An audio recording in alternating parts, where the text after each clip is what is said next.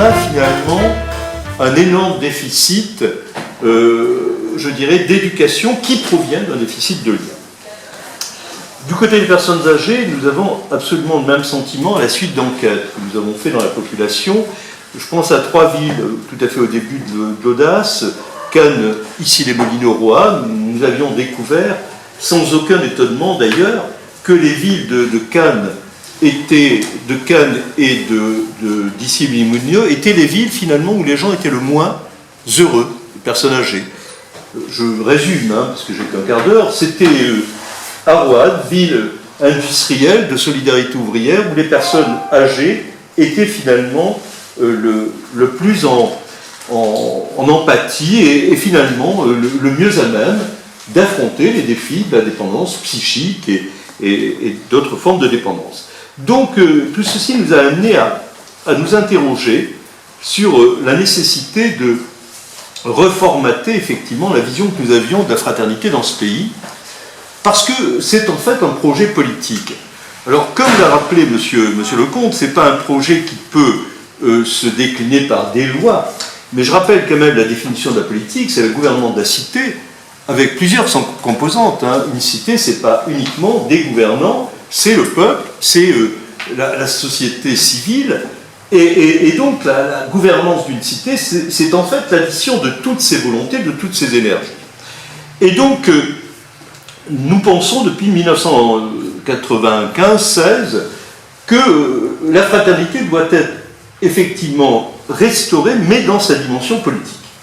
Alors une dimension politique, effectivement, qui ne passe pas simplement par l'impulsion de l'État, mais plus fondamentalement par l'impulsion des équipes municipales. Pourquoi ? Parce que la liberté et l'égalité reposent fondamentalement sur des droits, sur des réglementations, sur des lois, alors que la fraternité n'est qu'une affaire, je dirais, de quotidienneté, de comportement, de posture, de réciprocité, qui ne peut se construire que sur le terrain, effectivement, du local. Alors on a un résumé un peu sommaire. La liberté et l'égalité, c'est l'affaire de l'État. La fraternité, c'est l'affaire du local. Et donc, fort de ces constats, nous avons lancé en 1999 un premier appel à la fraternité. Je le relisais ces jours-ci. Il n'a pas pris une brille, on a l'impression qu'il a été écrit hier. Or, il a maintenant quand même près d'une vingtaine d'années.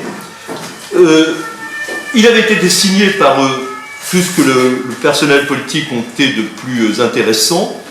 Or, les médias, c'était vraiment portée très distante, pour ne pas dire hostile à cet appel à la fraternité. Il avait pourtant réuni, je dirais, des gens de tout horizon politique. C'était absolument extraordinaire. Il y avait Jacques Barrot, Bélanger, multitude de personnalités très différentes.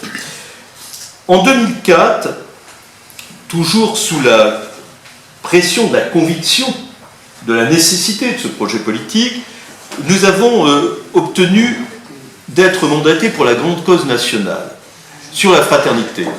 Et immédiatement, nous nous sommes précipités vers les municipalités en leur demandant de changer de vision sur l'importance de se mobiliser sur toutes les questions de citoyenneté, de solidarité, de gouvernance. J'y reviendrai dans un instant. Et 2/3 des mairies de France avaient signé, effectivement, une charte de la fraternité. Mais c'était une déclaration d'intention. Alors, depuis lors, nous avons poursuivi un petit peu notre action et nous avons notamment soutenu une démarche qui nous paraissait extraordinairement utile, importante pour l'avenir, les journées citoyennes. Et c'est vrai que nous sommes partis avec très peu, je dirais, de villes et de moyens pour promouvoir ces villes. Mais aujourd'hui, il y a pratiquement 1000 villes qui font une journée citoyenne. Et si j'en parle dès le début de mon propos, c'est parce que pour moi, la journée citoyenne, on a une agence des bonnes pratiques à l'audace, où on voit ce qui se passe dans le pays, je n'ai rien de comparable. C'est-à-dire que là, c'est toute une société en mouvement. Lorsque vous avez des bonnes pratiques en général, c'est un noyau dur face à un noyau dur, personnes âgées, enfants, etc. C'est des morceaux de société. Là, vous avez une société en mouvement. Et c'est absolument extraordinaire de voir que ce mouvement ne concerne pas simplement les gens qui y participent. Moi, j'étais récemment, j'avais à la demande de Louis de Courcy, un ami un ancien de la Croix, j'avais été, pour essayer de le soutenir dans la volonté qu'il avait de monter une journée citoyenne à Rognes, à côté d'Aix-en-Provence. En plus, ce genre de ville un peu difficile à vivre parce qu'il n'y a pas de racines. C'est des gens qui viennent de Paris, croyant trouver le bonheur parce qu'il y a du soleil, etc. Donc les gens sont un peu égoïstes, un peu désagréables. Et pourtant, on a très vite senti avec cet ami que les gens avaient envie de changer. Et donc, quelques mois après, ils ont organisé une journée citoyenne. Et donc j'avais été invité pour recevoir le retour de cette journée citoyenne. J'y allais un peu à reculons par amitié mais sans conviction. Et donc je me suis retrouvé le lendemain de la journée citoyenne avec ce qu'ils appellent les relayeurs, ceux qui avaient monté la journée citoyenne, donc dans cette petite ville. J'ai été stupéfait de voir qu'au fond, mon utopie était presque très relative par rapport à l'utopie que je rencontrais en face de moi. Les gens m'ont dit, mais Jean-Louis, c'est pas la journée de samedi qui a été déterminante. Ça fait 6 mois que dans notre ville, on ne parle que de fraternité. C'est-à-dire que c'est pas sur les 5000, il y a eu 500 personnes à peu près d'impliquées. Hein, donc très peu. Enfin, très peu. C'était relatif. Mais en réalité, c'est pas du tout ça qui était important. Ce qui était important, c'est qu'on ne cessait d'en parler. Et là, je me dis que c'est effectivement... la journée citoyenne est un moment où on se pose très concrètement la question de notre posture vis-à-vis des autres, vis-à-vis d'ailleurs du pays, vis-à-vis du pacte républicain, vis-à-vis d'un ensemble d'éléments déterminants d'un projet et d'une vie. Donc, c'est pour ça qu'on est très attaché aux journées citoyennes. Alors, au fond, qu'est-ce que je devais vous dire aujourd'hui? Que la fraternité est un projet politique, donc j'ai essayé de faire passer l'idée avec un premier bouquin qui s'appelait La promesse de l'autre, mais le titre a peut-être désorienté un certain nombre de lecteurs, même si, c'est un livre qui s'est très très bien vendu, mais on n'a pas atteint la cible qu'on a essayé d'atteindre, qui étaient les acteurs politiques. Alors on va en sortir un autre, qui va s'appeler Fraternité, le projet politique, qui sera probablement préfacé par Jean-Paul Delevoye, pour essayer cette fois-ci d'atteindre des acteurs politiques. Et pourquoi atteindre des acteurs politiques? Pour passer un certain nombre de messages. D'abord, les premiers qui me paraissent essentiels. C'est que la fraternité, ça a un lien avec l'observation. C'est de l'expertise que naît la nécessité de fraternité. C'est d'ailleurs pour ça que j'ai rapproché immédiatement l'expertise, les enquêtes qu'on faisait sur les enfants, sur les personnes âgées, du message de fraternité. D'autre part, bien évidemment, c'est un souci d'être au-dessus des soi-disant clivages politiques. Parce qu'on n'a pas attendu Macron, nous, pour écrire que les gens intéressants ne se trouvaient pas obligatoirement dans les cercles habituels. Qu'il fallait rechercher, au-delà des postures, la réalité des gens. Et nous avons trouvé autant de gens intéressants sur les valeurs républicaines, sur les valeurs que nous aimons, dans un camp que dans l'autre. Et donc nous avions déjà écrit, depuis plusieurs années, que nous devions dépasser ces clivages-là sur des choses aussi essentielles, effectivement, que le projet de société dans un pays comme le nôtre.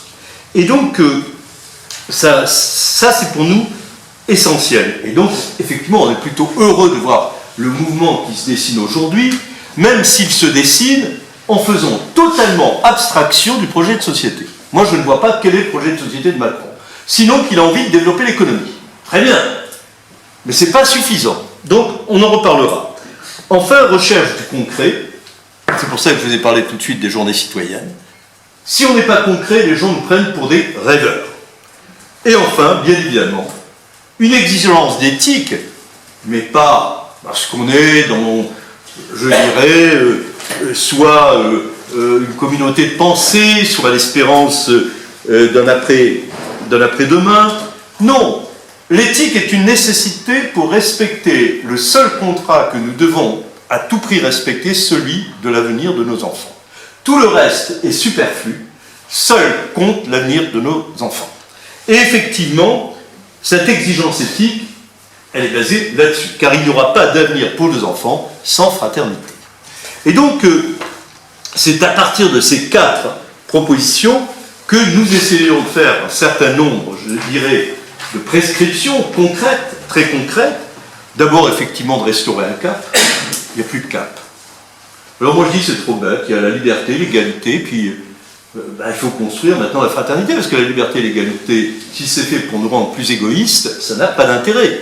La liberté et l'égalité, ça a de l'intérêt si ça nous rend effectivement, je dirais, capables de vivre en harmonie.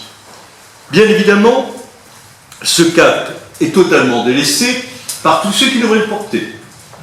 Les écoles, même l'éducation populaire. Moi, je me rappellerai toujours de Jean-Michel Bélanger, premier signataire de l'appel à la fraternité, chargé du centenaire de la loi de 1901. Je lui dis, c'est le moment. On attaque sur la fraternité, il ne me répond pas du tout. Il y a d'autres soucis dans les associations. Je peux vous assurer que, c'était en 2001, les associations n'avaient aucun souci. Mais bon, il fallait encore parler de matériel, au lieu de parler, je dirais, de projet, de spiritualité, je dirais de devenir.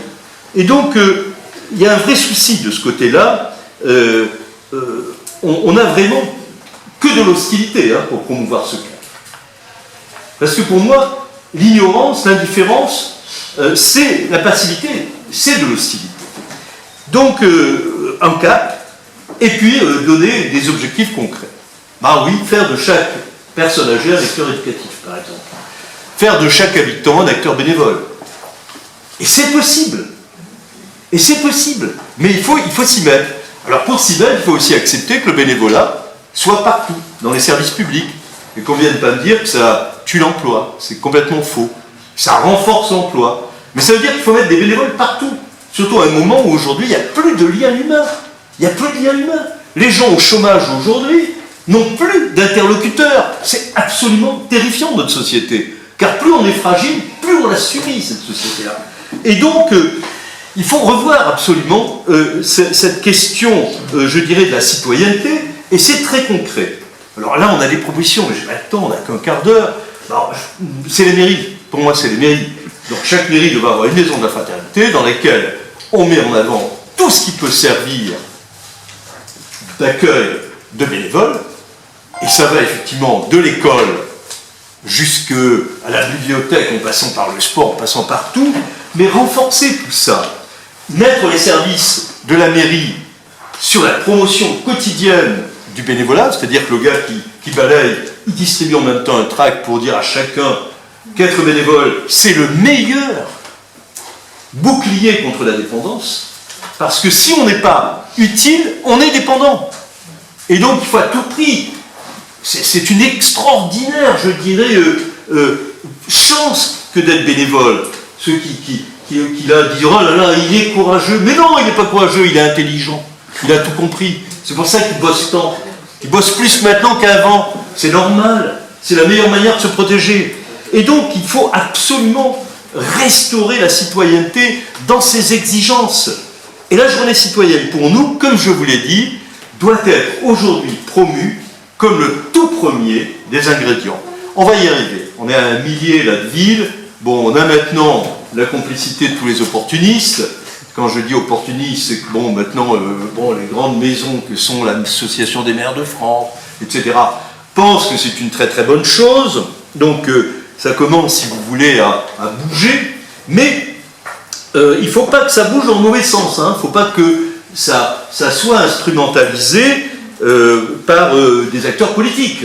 Il faut vraiment que ce soit la dimension locale dans ce qui est le plus noble, c'est-à-dire la proximité avec le citoyen, qui fasse les journées citoyennes. On ne fait pas des journées citoyennes pour gagner les élections. On fait des journées citoyennes parce qu'il faut créer du lien et des repères. Il faut repenser. Alors quand je dis, excusez-moi, mais pour vous montrer que c'est très concret, on voyage beaucoup, moi c'est 27 ans que je suis à la tête de cette maison, donc je ne voyage pas beaucoup, mais quand je voyage c'est utile. C'est-à-dire quand je vais au Québec, c'est pour vraiment comprendre pourquoi la société est meilleure. Je m'aperçois qu'il y a partout dans les quartiers des affiches. Protéger ton voisin, c'est protéger ton enfant, etc. Vous voyez, ils essayent de faire comprendre que sans les solidarités de voisinage, on est mort. Vous voyez, et ça on ne le fait pas dans notre pays. Qui vous dit que demain, si vous êtes en perte d'autonomie, vous ne pourrez rester chez vous que si vous avez le voisinage? On ne vous le dit pas, ça.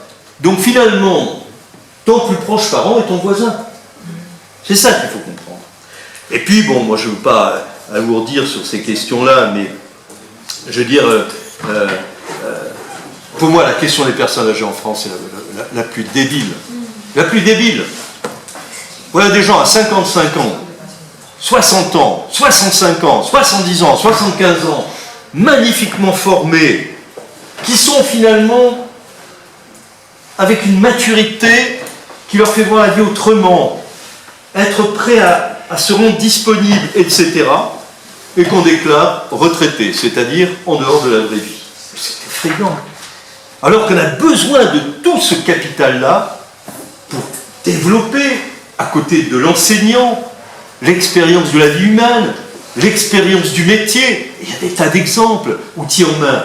Pourquoi il y en a 400 en France? Il y a des artisans qui vont voir des gosses et qui leur disent, écoutez, voilà, viens voir ce que c'est que scier, que roboter, etc. Et puis au bout d'un moment, le gosse, il vient non pas pour utiliser un instrument amusant, il vient parce qu'il a quelqu'un qui l'écoute, quelqu'un qui le respecte. Et ça crée des liens absolument magnifiques. Pourquoi il y en a 400? Pourquoi il n'y en a pas 4000, 40 000? C'est ça qui est aujourd'hui essentiel en matière de citoyenneté. La solidarité, il faut totalement la repenser. Elle est devenue maltraitante. Le service public, aujourd'hui, se préoccupe d'abord de l'intérêt des agents et accessoirement de l'intérêt du public. Nous, on bossait dans des conditions de chaleur partout en France. Ben, vous aviez la poste qui fermait parce qu'il faisait chaud. Mais je veux dire, c'est invraisemblable. C'est invraisemblable d'en arriver à ce mépris du public. Et donc, nous disons, le service public doit retrouver l'esprit de mission. On n'a pas la garantie d'emploi si on n'a pas en face l'obligation de mission. Et c'est indispensable. Vous savez, en protection de l'enfance, chaque fois qu'on s'est occupé de voir pourquoi un enfant était mort, pourquoi un enfant avait été maltraité, on s'est rendu compte que c'est parce que le fonctionnaire s'était arrêté au métier. J'ai fait mon métier, mais je n'ai pas fait ma mission.